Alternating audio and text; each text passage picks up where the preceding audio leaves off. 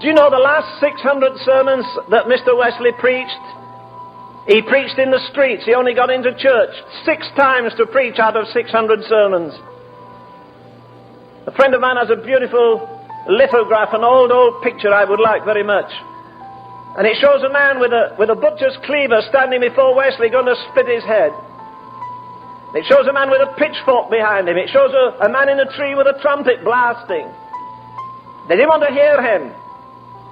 He had to stand on his father's tomb to preach. Do you know the worst thing that happens to the Church of God is when it becomes rich? I said to you the other day that I like that definition by Dr. J.B. Phillips, because he's English anyhow, that J.B. Phillips has a summary of the Acts of the Apostles which is superb. He sees the whole of the Acts of the Apostles throbbing with life. Why? Because the love of God was shed abroad in their hearts.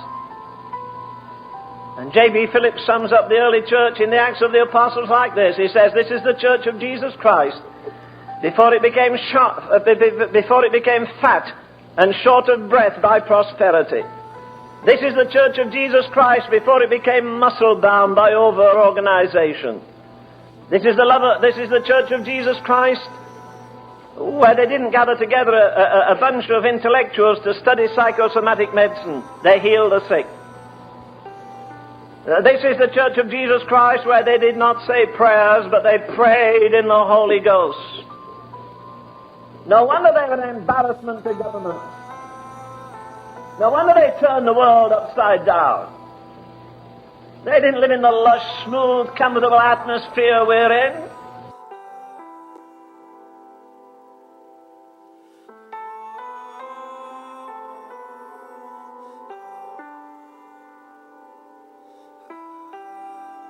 And he said he'd just been in a church, he told me. It was a cold, wintry night. We had a pretty cold winter last winter. At least most places had. And the pastor stood up and said, my dear friends, this Wednesday night, I want to thank you from the bottom of my heart for coming to church.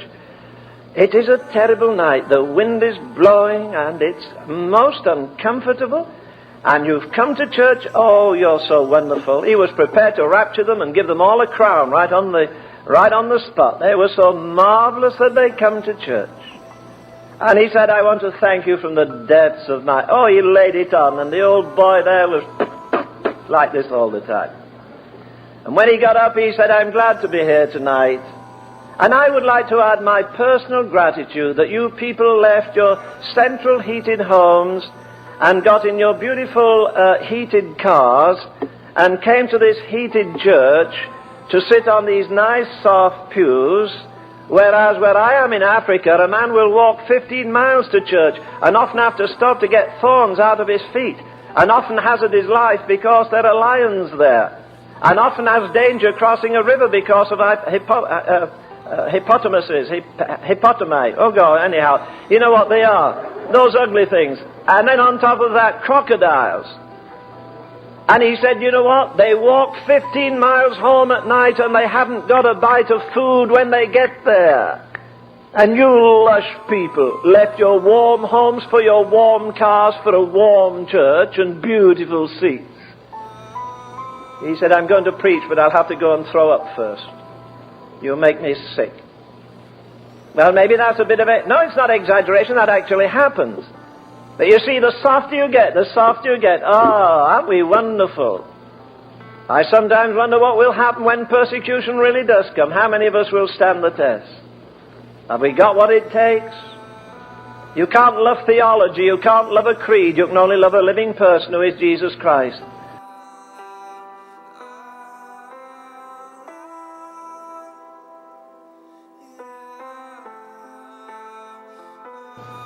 The thing that let this man bare his back to the smiters, hang on a piece of wood in the Mediterranean for 36 hours, in weariness, in fastings, in painfulness, in tribulation, in distress, in famine, in peril, in nakedness, in sword, in perils of the deep, in perils of mine own countrymen, go on.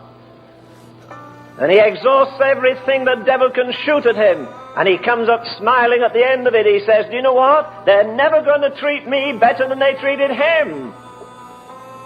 And if they treated the Son of God like that, I expect to have this. But I want to tell you something. I've got something inside of me, and I won't break up under it. Because the love of God, again, is shed abroad in my heart by the Holy Ghost.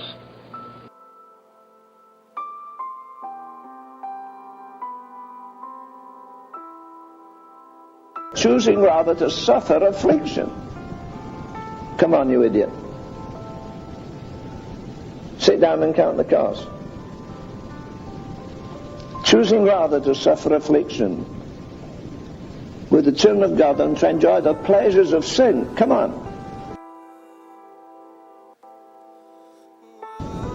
I remember the first time I was in an alliance meeting and they sang a hymn, "To be like Jesus." Oh, I want to be like Jesus. And immediately I thought, do you? Do you really? Do you want 40 days in the wilderness with the devil? Do you want to be considered mad by your relatives? Would you really like a Judas in your life? Would you like a Thomas in your life that would doubt you? Do we want to be like him? He was the master of a situation like this. His strength is made perfect in weakness. Somebody slapped him on the jaw. He could have breathed on him and shrunk him like a fly, dying. He never exercised his authority for his own defense or his own success. You men that have beards, somebody plucked your jaw and grabbed that and pulled the flesh out, you'd jump. They did that to him. Somebody got a mouthful of phlegm and spit in his face or in his eye. Doesn't do a thing. Come on, you idiot. Sit down and count the cost.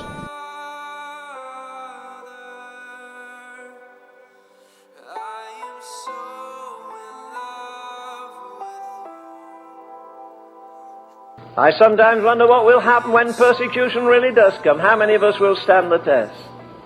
Have we got what it takes? You can't love theology, you can't love a creed, you can only love a living person who is Jesus Christ.